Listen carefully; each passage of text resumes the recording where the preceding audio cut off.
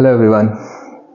आज शायद बताने की ज़रूरत ना पड़े कि किस टाइप के क्वेश्चन को लेके आए हैं, लेकिन one of the most important question basically this differentiate between following pair of compounds type question comes of 5 marks. You have to given 5 differences and you have to answer all the differences correctly.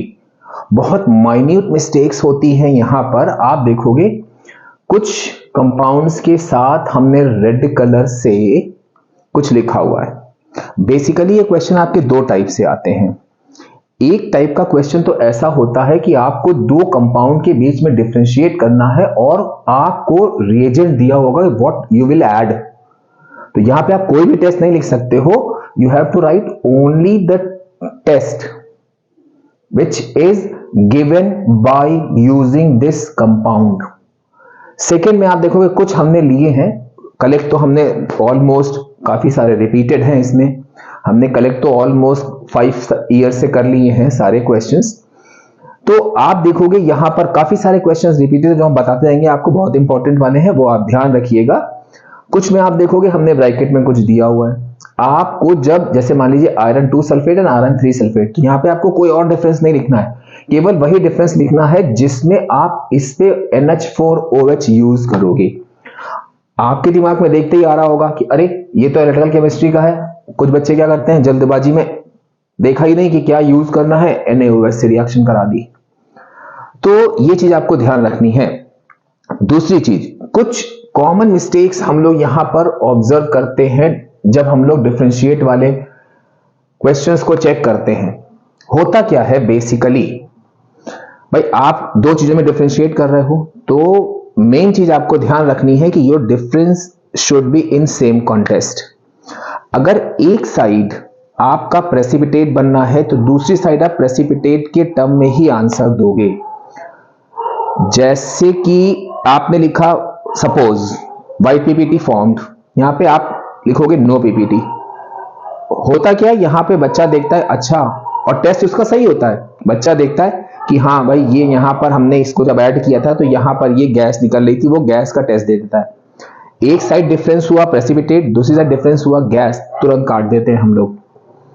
तो ये चीज basically आपको ध्यान रखनी है. दूसरी चीज, हम जैसे ये वाले हैं जिनमें कुछ नहीं दिया है तो हम डायरेक्ट इनको लिखकर सीधे सीधे डिफरेंस नहीं लिखेंगे, कोई ना कोई रिएजेंट जरूर ऐड कराएंगे. भाई जब दिया हुआ है तब तो आपके हाथ बंद गए, ये आपको इनके टर्म में ही अपने आंसर्स को देना है.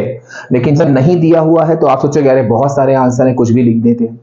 नो डाउट दोनों टेस्ट सही होने चाहिए, बस आप रिएजेंट ऐड करना मत भूलना. तो चलिए जरा इन क्वेश्चंस के आंसर्स पे नजर डालते हैं. पहला डिफरेंस हमारा दिया हुआ है आयरन 2 सल्फेट. अच्छा एक चीज और ध्यान रखिएगा, इसको आप डिफरेंस बना के कॉलम के फॉर्म में भी कर सकते हो और इसको आप पैराग्राफ में स्टेटमेंट बना के भी लिख सकते हैं. नॉर्मली क्या होता है, बच्चा सोचता है कि अरे यार डिफरेंस वाले क्वेश्चन जो है वो डिफरेंस वाले कॉलम बनाकर ही लिखें. नहीं, अगर आपको लग रहा है कि आप स्टेटमेंट में लिखोगे तो आप उसको भी लिख सकते हो. अब यहां कह रहे हैं बाय यूजिंग NH4OH. आपने दिमाग में दौड़ाया कि अच्छा NH4OH और NaOH का यूज हम लोग एनालिटिकल केमिस्ट्री में करते हैं. आपने वो टेबल में ध्यान रखा आयरन 2, जिसके लिए हमारा होता है प्रेसिपिटेट का colour reddish, sorry dirty green, iron 3 reddish brown. तो आपने यहां क्या लिखा कि ऐड NH4OH. तो यहां पे आपको क्या मिलेगा, आयरन 2 में डर्टी ग्रीन पीपीटी, और यहां पर आपको मिलेगा add NH4OH reddish brown PPT. अब देखो यहां पर एक कॉमन मिस्टेक हम लोग ऑब्जर्व करते हैं जो हम यहां पर मेंशन करेंगे, केवल वर्डली लिखेंगे नहीं, वरना आपका ध्यान हो सकता है कि वहां पे आप सोचो कि हाँ ये चीज भी कहीं लिखी हुई थी, इसलिए हम लिखेंगे नहीं, ताकि आप जब याद करो इनको तो आपके दिमाग में यही चीज रहे. आयरन 2 सल्फेट या आयरन 2 का कोई भी सॉल्ट या आयरन 3 का कोई भी सॉल्ट में अगर डिफरेंशिएट करना होता है, NH4OH भी दिया हुआ है, बच्चा लिखता है dirty green, reddish brown, PPT mention नहीं करता है, पहली चीज पीपीटी जरूर लिखना है। दूसरी चीज, मान लो NH4OH मेंशन नहीं किया, उन्होंने आपसे कहा iron 2 sulphate and iron 3 sulphate में डिफरेंशिएट करिए, आपने कुछ दिया नहीं है कि क्या ऐड करना है, आपने लिखा dirty green precipitate, reddish brown precipitate, zero. भाई जब तक आप कोई रिएजेंट नहीं ऐड कर रहे हो उसमें, आपको ये कलर जो है आयरन 2 सल्फेट और आयरन 3 सल्फेट का नहीं है, ये कलर आपको तब मिलेंगे जब आयरन 2 सल्फेट में आप NH4OH ऐड करोगे और आयरन 3 सल्फेट में आप NH4OH ऐड करोगे। तो ये हो गया हम लोग का पहला डिफरेंस, ध्यान रखना है आपको ये छोटी छोटी चीजें। अब सेकेंड पे आप आ जाओ, वो कह रहे हैं a lead salt and a zinc salt, और एक्सेस में NH4OH यूज करना है। नो डाउट, जैसे आपका इस पहले वाले में क्या था कि आपके दो डिफरेंट प्रेसिपिटेट मिल रहे थे, तो आपको वहां पर सॉल्युबिलिटी, जो एक्सेस में सॉल्युबिलिटी लिखते हैं, सॉल्युबल इन एक्सेस और इनसॉल्युबल इन एक्सेस, वो लिखने की जरूरत नहीं है। क्यों? क्योंकि यहां पर इनके कलर ही ऑटोमेटिकली इनके डिफरेंस को रिवील कर रहे हैं। लेकिन यहां पर क्या हुआ कि आपने लिखा iron 2 sulphate and iron 3 sulphate, अब सेकेंड में आ गया lead salt and zinc salt, तो बच्चा क्या करता है, gelatinous white precipitate, curdy white precipitate. Gelatinous और कर्डी व्हाइट नो डाउट आपका सही है, लेकिन दोनों व्हाइट आ रहे हैं, और जो कलर जिलेटेनियस और डर्टी या कर्डी या मिल्की में भी पॉसिबल कि रिएजेंट आपका बहुत लंबे समय से वहां लैब में रखा रहा है और थोड़ा सा खराब हो गया है, तो उस वजह से भी कलर में थोड़ा डिफरेंस आ सकता है। तो आप जब ऐसे देखोगे कि दो ऐसे सॉल्ट हैं जिनके प्रेसिपिटेट का कलर व्हाइट है, whether it is gelatinous, curdy, milky, chalky, कुछ भी है, विदाउट सॉल्युबिलिटी आप डिफरेंशिएट मत करना उसको। तो हमारा दूसरा क्या हुआ कि अ लेड सॉल्ट, अब यहां कोई इन्होंने मेंशन नहीं किया है, केवल दे दिया है लेड सॉल्ट और आपका दिया है जिंक सॉल्ट। आपको क्या करना है, आपको कुछ नहीं करना है भाई, दिया हुआ है ऐड NH4OH। अब ये नहीं कि सर वहां दिया था तो नहीं लिखा, दिया हुआ हो या ना दिया हुआ हो, आप जो रिएजेंट ऐड कर रहे हो वो जरूर लिखोगे। अब यहां पर क्या हुआ कि इसमें, अच्छा, कर्डी, मिल्की, जिल्टेनियस, डर्टी अगर आप नहीं भी लिखते हो तो चिंता मत करना, कब गलती नहीं होगी, आप केवल यहां व्हाइट पीपीटी लिख दो, यहां भी व्हाइट पीपीटी लिख दो, लेकिन सॉल्युबिलिटी जरूर मेंशन कर दो। तो यहां पर आपका क्या होगा, white PPT formed, white PPT formed insoluble, क्योंकि उन्होंने एक्सेस में कहा है तो आप मेंशन करोगे इसको इनसॉल्युबल इन एक्सेस। बहुत छोटी छोटी सी चीजें याद रखनी है, क्वेश्चन बहुत आसान होते हैं, लेकिन बस गलतियां यही होती है जो बच्चे को ये नहीं मालूम होता कि इन क्वेश्चन में व्हाट टू राइट। और यहां पर क्या होगा, add NH4OH, white PPT formed, white PPT formed which is soluble in excess and changes into colorless solution। अब यहां पर आपको ध्यान रखना है कि अक्सर ये गलती भी होती है कि बच्चा क्या करता है कि उसने प्रेसिपिटेट तो लिखा, सॉल्युबल भी लिख दिया, चेंज वाला कलर भी लिख दिया, लेकिन उसके संग टर्म सॉल्यूशन नहीं लगाया। भाई आप एक चीज खुद सोचो, जस्टिफाई खुद ही करो कि अगर कोई प्रेसिपिटेट सॉल्युबल है तो सॉल्युबल होने के बाद वो सॉल्यूशन नहीं बन जाएगा, तो आपने सॉल्यूशन मेंशन क्यों नहीं किया चेंज वाले कलर के संग? ये चीज आपको ध्यान रखनी है। थर्ड हम लोग आते हैं sodium nitrate and sodium sulphide, sodium nitrate and sodium sulphide. अब आप देखो यहां पे दिया है ऐड डाइल्यूट सल्फ्यूरिक एसिड।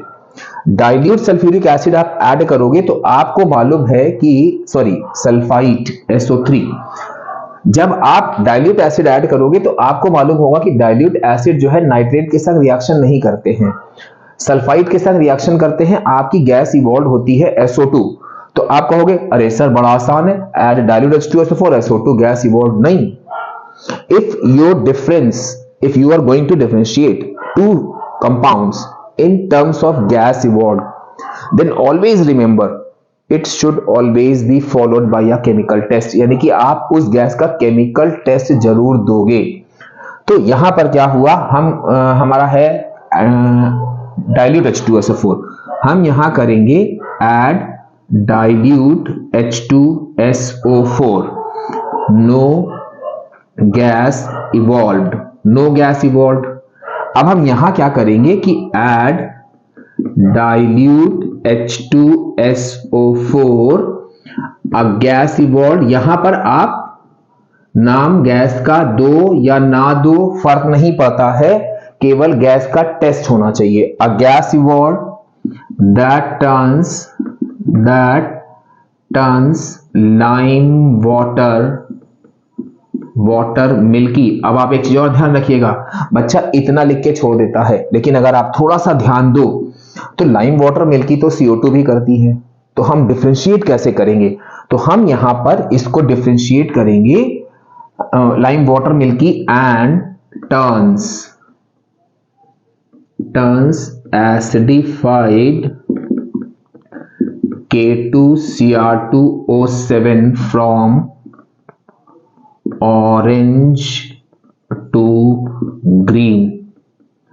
बेटा इन छोटी छोटी माइनर चीजों को ध्यान रखना आप, क्योंकि ये ऐसे क्वेश्चन है कि अगर 77 78 तक में ये बच्चे लटक जाते हैं, सिर्फ उनका ये क्वेश्चन गलत होता है, डिफरेंशिएट बिटवीन फॉलोइंग। या तो ये वाला गलत होता है या ऑब्जर्वेशन गलत होता है, जिस पर हम एक बहुत डिटेल वीडियो आपको बना के दे चुके हैं, या गिव रीजन पे जिसका भी एक बहुत डिटेल वीडियो हमने आपको दिया है बना के, तो आप उसमें देखो। हम चाहते हैं कि आप अगर 75 तक भी नंबर आ रहे हैं तो वो 75 के 80 का टारगेट हमने बना के चले हैं कि वो पूरा, इसीलिए हमने इतने माइन्यूट चीजें जो हैं हम आपके लिए लेकर आए हैं कि जो ये डिफरेंस है 5 मार्क्स का, 3 मार्क्स का, 2 मार्क्स का, वो सारा का सारा आपका खत्म हो जाए और फिर आप 80 आउट ऑफ 80 के पूरे डायरेक्ट उस पर पहुंच जाओ। अब नेक्स्ट हम आते हैं, फोर्थ डिफरेंस है हमारा। अब देखो यहां इन्होंने कुछ नहीं किया, दो एसिड का डिफरेंस पूछ लिया।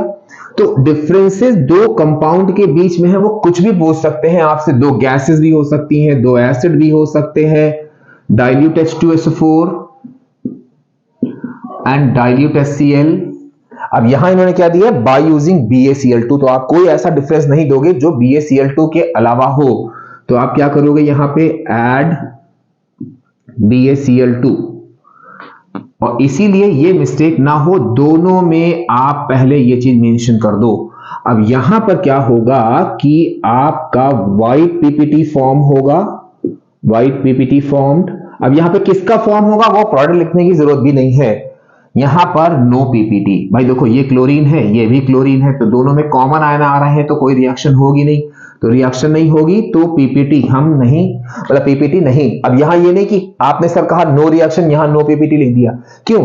क्योंकि हम लोग का डिफरेंस सेम कॉन्टेक्स्ट में होना चाहिए। यहां PPT है तो हम PPT के रेफरेंस में ही आंसर देंगे।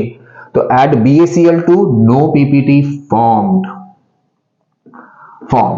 भाई इस टाइप के, इसीलिए हमने काफी सारे ऐसे वो लिए हैं डिफरेंसेस जो आपके रीजन के साथ भी हैं और रीजन के अलावा भी हैं, जिससे आपको वो प्रॉब्लम ना हो जो इस टाइप की छोटी छोटी प्रॉब्लम होती हैं कि सेम कॉन्टेक्स्ट में डिफरेंशिएट नहीं किया, गैस इवॉल्व करी, गैस के रेफरेंस में डिफरेंशिएट कर रहे हैं, उसका टेस्ट नहीं लिखा, तो ये सारी चीजें काफी सारे कॉमन उसमें आ जाएंगे आपके।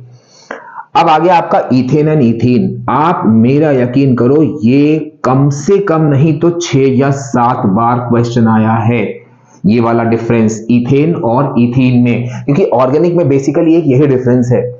होता क्या, by passing Br2 gas in carbon tetra in presence of carbon tetrachloride. तो अगर आपको ध्यान हो तो इथीन के ऑब्जर्वेशन में हम लोगों ने देखा था कि on passing bromine in presence of carbon tetrachloride brown vapours of bromine gas discharged.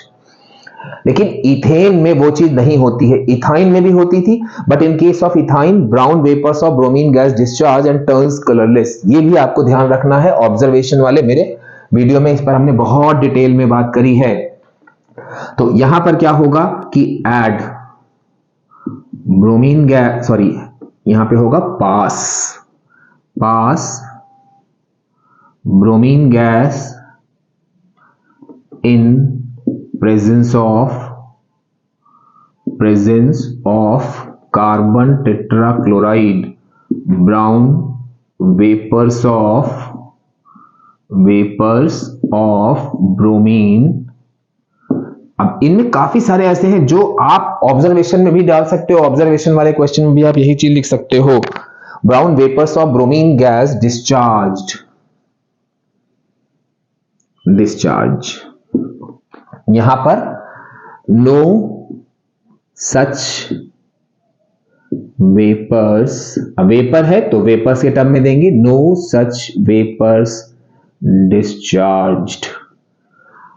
तो ये हम लोग के एक ईयर में आया था कि जब यहां पर इन्होंने ये दे रखे थे, लेकिन हमने उसको कॉपी कर लिया कि आपके दिमाग में ये नॉलेज होनी चाहिए कि भाई जो दो डिफरेंस वाले क्वेश्चन हैं उनमें कुछ रिएजेंट दिया भी हो सकता है और वो बिना रिएजेंट के भी हो सकते हैं। 6 में आ जाइए आप। 6 कह रहे हैं NaCl। अब देखो यहां पर कोई रिएजेंट नहीं दिया है तो you have n number of options for your answer, but remember one thing, it should be a chemical test. Chemical test होना चाहिए, ये नहीं कि कुछ भी लिख दिया। अब NaCl और NaNO3, यहां पर हम आपको एक चीज बता दें कि Cl कहीं पर भी होगा, आपको अगर कुछ दिया हुआ है तो आप बाउंड हो, लेकिन अगर कुछ नहीं दिया है तो आप एक चीज यहां पर ध्यान रखना कि किसी भी सॉल्ट में अगर क्लोरीन दिया है और वो सॉल्युबल सॉल्ट है, ये हम कब की बात कर रहे हैं, जब आपको ब्रैकेट में रिएजेंट नहीं दिया है, तो यहां पर क्लोरीन दिया हुआ है और सोडियम क्लोराइड सॉल्युबल है, आप क्या करो किसी भी क्लोराइड के सॉल्युबल सॉल्ट में AgNO3 से रिएक्शन करा दो, व्हाइट पीपीटी, बाकी कोई भी वो पीपीटी नहीं देता है। तो यहां भी आपका एक याद करने वाला काम, मतलब याद करने वाला, दिमाग में रखने वाला काम है, सारे रटने की जरूरत नहीं है। आपने देखा कोई दो डिफरेंसेस दिए हुए हैं और एक सॉल्ट आपका क्लोराइड दिया हुआ है और वो भी सॉल्युबल सॉल्ट है, तो आप वहां पर AgNO3 डाल दो, व्हाइट पीपीटी आएगा, यहां पे नो पीपीटी लिख दो, काम खत्म। यहीं पे मान लो Na2SO4 दिया होता तब भी आप सेम काम यही करते। तो यहां पर क्या होगा कि ऐड AgNO3 क्या होगा आपका, व्हाइट पीपीटी फॉर्म्ड, यहां पर नो पीपीटी फॉर्म्ड। फिर से हम एक बार आपको रिमाइंड करा दें कि कोई भी क्लोरीन का सॉल्ट दिया हो सॉल्युबल, किसी दूसरे सॉल्ट से उसको डिफरेंशिएट करना हो, आपको बहुत सारी चीजें याद करने की जरूरत नहीं है। केवल क्या करना है, आप AgNO3 डाल दो क्लोराइड वाले में तो वो व्हाइट पीपीटी देगा, बाकी कोई भी यहां पर दिया हुआ हो सॉल्ट वो व्हाइट पीपीटी नहीं देता है AgNO3 के साथ। आप ये भी कह सकते हो कि ये AgNO3 के साथ ये क्लोराइड का कंफर्मेटरी टेस्ट है। तो ये हो गया हम लोग का एक डिफरेंस। और अब नेक्स्ट आप डिफरेंस देख रहे होंगे, CO2 और SO2 के बीच में डिफरेंस दिया है। CO2 और SO2 दोनों गैसेस हैं, हमने कहा ना, वो कह रहे हैं differentiate between two following pair of compounds, तो वो आपकी गैसेस भी हो सकती हैं, सॉल्ट्स भी हो सकते हैं, कुछ भी हो सकते हैं, बस वो कंपाउंड होंगे। अब आपने क्या लिया, difference number 7, that is CO2 and SO2। अब आप देखो यहां पर होता क्या है कि they both turns lime water milky, तो ये डिफरेंस तो हुआ नहीं। डिफरेंस में हमें ऐसी चीज देनी है जो एक कर रहा हो दूसरा ना कर रहा हो, तो यहां पर आपका क्या होगा कि it does not affect acidified potassium dichromate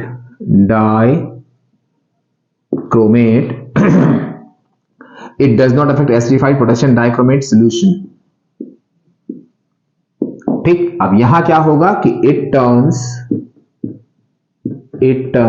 acidified potassium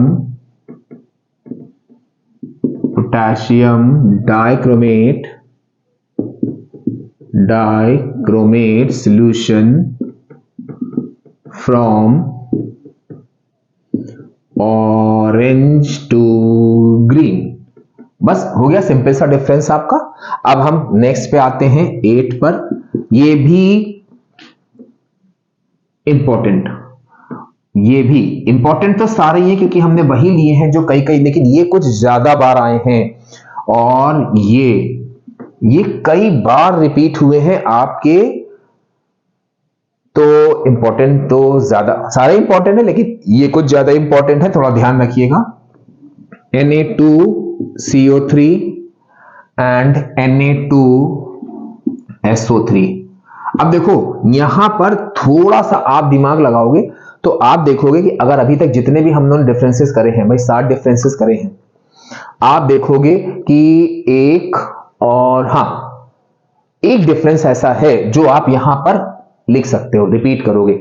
बस ध्यान रखने की जरूरत है। अगर हम आपसे कहें कि बेटा इसमें जरा डाइल्यूट HCl ऐड कर दो, डाइल्यूट H2SO4 ऐड कर दो, कुछ भी ऐड कर दो। देखो dilute acid, metallic carbonate, salt water, CO2 लिखना नहीं है, ये हमको ऑब्जर्वेशन मतलब डिफरेंस करना है इसी केमिकल टेस्ट से। तो यहां पे हम लोग देखते हैं अक्सर बच्चा इक्वेशन लिख देता है, इक्वेशंस कभी नहीं लिखी जाती हैं डिफरेंस वाले क्वेश्चन में।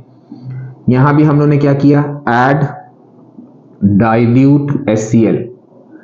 अब यहां पर क्या होगा कि CO2, आप ये भी लिख सकते हो, आप कलरलेस गैस भी लिख सकते हो, क्योंकि गैस के रेफरेंस में हमको टेस्ट देना है, तो हम गैस का डिफरेंस देना है, तो हम गैस का टेस्ट तो लिखेंगे। तो add dilute HCl, CO2 gas evolve. आप एक कलरलेस गैस इवॉल्व भी लिख सकते हो, विच। अब आप देखो क्या यहां पर हम ये डिफरेंस नहीं लिख सकते हैं? फिर यहां क्या होगा, add dilute HCl, SO2 gas evolve. अब आप देखो ना, यहां पर अगर आप ध्यान से देखो तो CO2 और SO2 के डिफरेंस एक ईयर में उन्होंने डायरेक्ट दे दिया, एक ईयर में उन्होंने हाइड कर दिया उसको। कि अब ये आप अपनी नॉलेज बढ़ाओ और बढ़ाने के बाद यहां पर HCl ऐड करके देखो कि मेटालिक कार्बोनेट्स SO2 गैस देते हैं, मेटालिक सल्फाइड CO2 गैस देते हैं, मेटालिक सल्फाइड SO2 गैस देते हैं। फिर गैस के टेस्ट देने, जो कि हम इससे पहले ही कर चुके हैं। तो ये हो गया हम लोग का। अब 9th ये है आपका MnO2 एंड CuO। एक चीज यहां बता दें भाई, एग्जाम में एक हफ्ते का गैप है, तो आप ये चीजें पढ़ोगे तो भाई इतना कमजोर दिमाग नहीं है कि आप एक हफ्ते ये चीज ना याद रख पाओ। तो MnO2 और CuO के डिफरेंस में ये इकलौता डिफरेंस है आपका HCl से। अगर आप मेरे HCl का वीडियो देखो स्टार्टिंग वाला, तो हमने इसको पॉइंट्स टू रिमेंबर में भी बहुत हाईलाइट किया है कि यहां होता क्या है कि MnO2 और Cu का केवल एक इकलौता डिफरेंस है बाय एडिंग कॉन्सेंट्रेटेड HCl। या आप यूं कह सकते हो कि पूरे HCl के चैप्टर में जितनी भी रिएक्शन है सारी डाइल्यूट की है, एक रिएक्शन है केवल बस MnO2 की कॉन्क HCl के संग, केवल एक इकलौती यही इक्वेशन सिलेबस में है। तो यहां पर, और अगर प्रैक्टिकल केमिस्ट्री वाला मेरा वीडियो देखो तो वहां भी हमने ये चीज मेंशन करी है कि MnO2 CuO by differentiate by adding conc HCl। Conc HCl के संग इकलौता आपका एक टेस्ट ये दिया हुआ है जो कि आपका ऑब्जर्वेशन में पूछा जाता है। अगर इसमें हम कॉन्क HCl डालेंगे तो यहां क्लोरीन गैस इवॉल्व होगी which is greenish yellow in colour, तो ग्रीनिश येलो गैस इवॉल्व। तो आपने क्या किया यहां पे, ऐड कॉन्क HCl, तो होगा क्या आपका ग्रीनिश येलो गैस इवॉल्व। यहां क्या होगा आपका, नो सच गैस इवॉल्व। अब यहां से देखो ना, आपके काफी सारे बेसिक कॉन्सेप्ट्स भी समझ में आ रहे हैं आपको कि भाई MnO2 की एक इकलौती रिएक्शन है कॉन्सेंट्रेटेड HCl के संग HCl चैप्टर में, जो आपके प्रैक्टिकल केमिस्ट्री में भी है। तो एक डिफरेंस हम लोगों का ये और हो गया कि MnO2 एंड CuO में। अब नेक्स्ट हम लोग आगे बढ़ते हैं, जो हमारा डिफरेंस दिया हुआ है ferrous nitrate and lead nitrate में। अब आप देखो बहुत ध्यान से, हम लोगों ने यहां पर क्या किया, फेरस और lead nitrate, ferrous nitrate and lead nitrate. अब आप देखो यहां पे हमारे दोनों के एनायन कॉमन है, कैटायन डिफरेंट हैं, तो कैटायन डिफरेंट होने पे हम एनालिटिकल केमिस्ट्री की टेबल यूज करते हैं। तो आपने क्या किया, यहां पे add NaOH।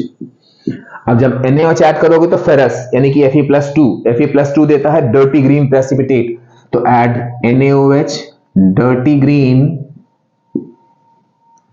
Green PPT formed. और यहां आपने क्या किया, add NaOH, white PPT formed. अब आप देखो यहां आपको कोई जरूरत नहीं है कि एक्सेस में आप टेस्ट दो। क्यों? क्योंकि ये देखो डर्टी ग्रीन आपका अलग से दिख रहा है, व्हाइट प्रेसिपिटेट अलग से दिख रहा है। तो ये हो गया हम लोग का डिफरेंस 10। अब नेक्स्ट आते हैं हम लोग कैल्शियम नाइट्रेट। अब यहां भी एक कॉमन चीज बताएंगे हम आपको जो आपको याद रखनी है। अगर कोई रिएजेंट ब्रैकेट में नहीं दिया है तो इस फंडे को आप एज अ यूनिवर्सल टेस्ट याद रख सकते हो कि वो कोई भी गलत नहीं कर सकता। आपको अगर टेबल याद हो एनालिटिकल केमिस्ट्री की, तो वहां पे आपने देखा था कि NH4OH के संग कैल्शियम का कोई भी सॉल्ट प्रेसिपिटेट नहीं देता है। तो कहीं भी, जैसे अभी हम लोगों ने एक ये देखा था क्लोराइड के लिए कि आप AgNO3 डाल दो, वैसे ही आपको ध्यान रखना कि अगर कहीं कैल्शियम का कोई भी सॉल्ट है तो आप वहां पर क्या करो, सीधे सीधे उसकी रिएक्शन करा दो NH4OH के संग। तो कैल्शियम का कोई भी सॉल्ट PPT देता ही नहीं है, तो नो PPT फॉर्म्ड। और जिंक में क्या हो जाएगा आपका, व्हाइट PPT फॉर्म्ड। अब काफी सारे उसमें, अब जैसे आपने यहां लिखा था लेड सॉल्ट और जिंक सॉल्ट NH4OH, तो इसमें आप देखो जिंक का सॉल्ट आ गया, इसी उस वाले जिंक के सॉल्ट का ऑब्जर्वेशन आप यहां भी लिख सकते हो, which is soluble in excess। इसमें बहुत सारी चीजें कॉमन होती हैं, soluble in excess and changes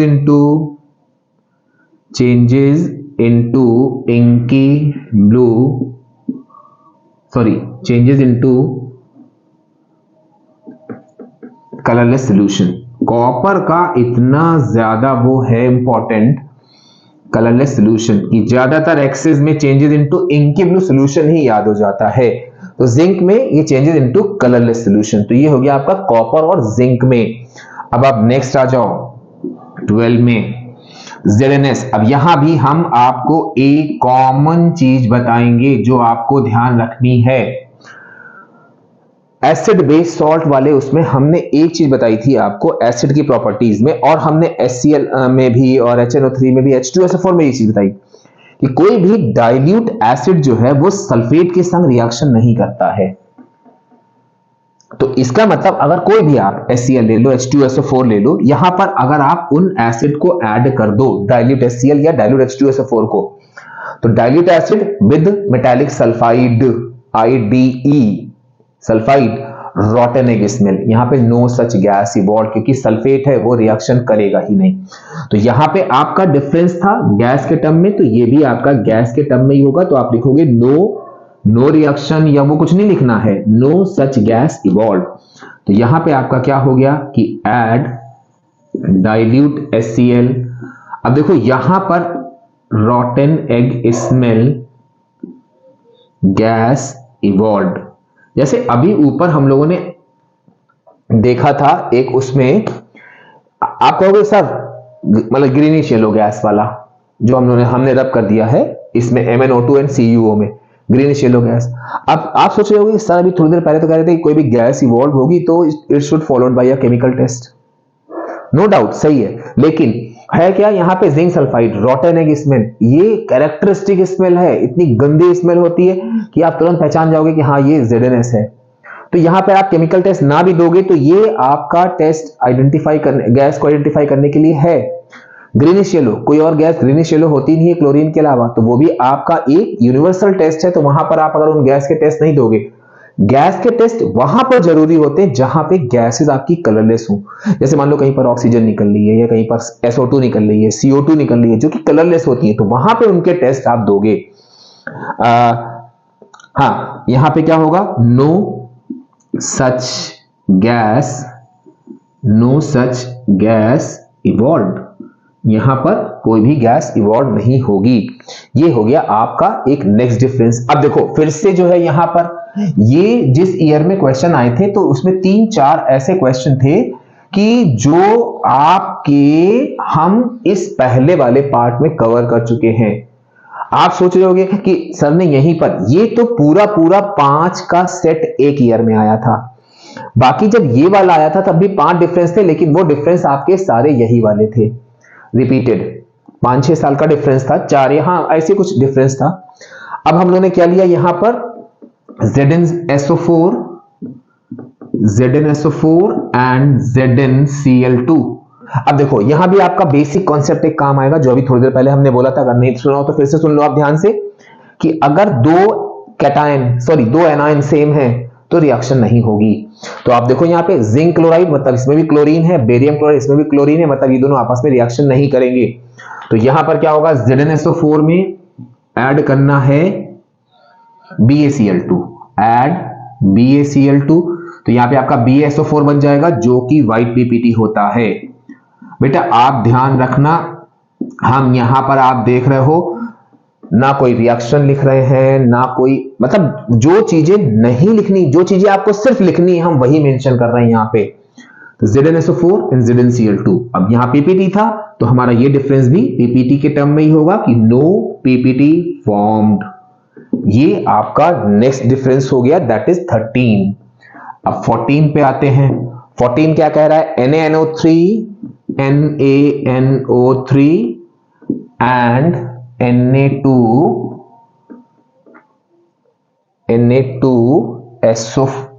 Na2SO4। अब देखो यहां पर भाई सल्फेट है, ये नाइट्रेट है। अब आप एक चीज यहां पे ध्यान रखना, नाइट्रेट के लिए ब्राउन रिंग टेस्ट बिल्कुल आपका कंफर्मेटरी टेस्ट होता है जो कोई दूसरा सॉल्ट नहीं देता है। तो इस नाइट्रेट पे आप ब्राउन रिंग टेस्ट का रेफरेंस दे सकते हो, जो कि यहां पे सल्फेट है, सल्फेट हो, क्लोराइड हो, सल्फाइड हो, कार्बोनेट हो, कोई भी आपका ब्राउन रिंग टेस्ट नहीं देता है अदर देन दिस नाइट्रेट। तो कोई कहीं भी आप देखना एक सॉल्ट आपका नाइट्रेट है, दूसरा कुछ भी दिया है, आप ब्राउन रिंग टेस्ट से कर देना। यहां पर क्या होगा, इसमें add freshly prepared FeSO4 to salt and very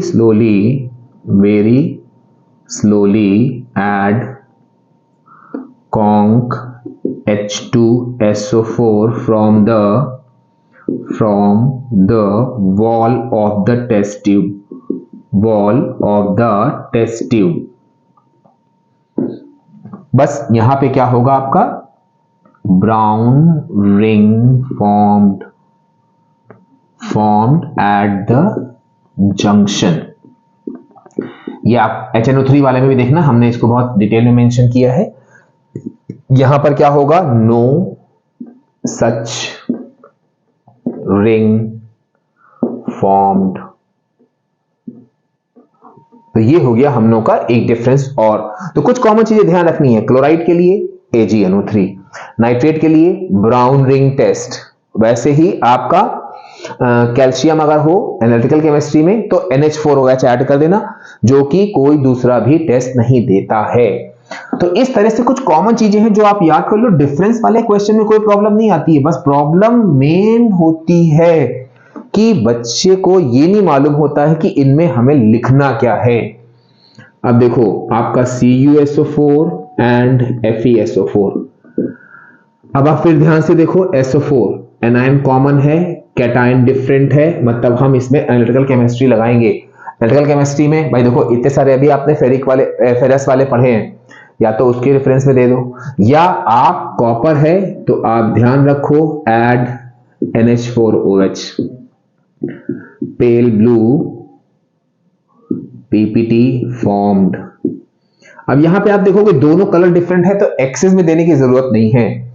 यहां पे क्या होगा, ऐड NH4, अगर आप एक्सेस में लिख देते तो बहुत अच्छा, लेकिन उसमें सॉल्युबिलिटी ऐसा गलत हो जाती है, मतलब सॉल्युबल है, इनसॉल्युबल दिया, इनसॉल्युबल है, सॉल्युबल। तो अगर कलर अलग अलग आ रहे हैं तो there is no need to write down the solubility.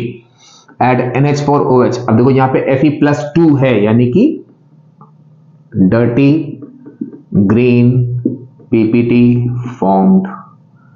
तो ये थे हम लोगों के कुछ differentiate between following pair of compound, जिसमें जो माइन्यूट चीजें थी, जो इंपॉर्टेंट डिफरेंसेस थे वो हमने ले लिए, माइन्यूट मिस्टेक जो होती है वो हमने बता दी। और भी बहुत सारी वीडियोस हमने अभी इस तरह से प्लान किए हुए हैं कि आपके एग्जामिनेशन टाइम में बहुत हेल्प करेंगे आपको। तो जो डिफरेंस है फ्रॉम 75 टू 80 वो पूरा कवर हो जाएगा। तो बहुत जल्दी ऐसे ही यूजफुल वीडियो के संग फिर आपसे मिलेंगे। Till then bye bye.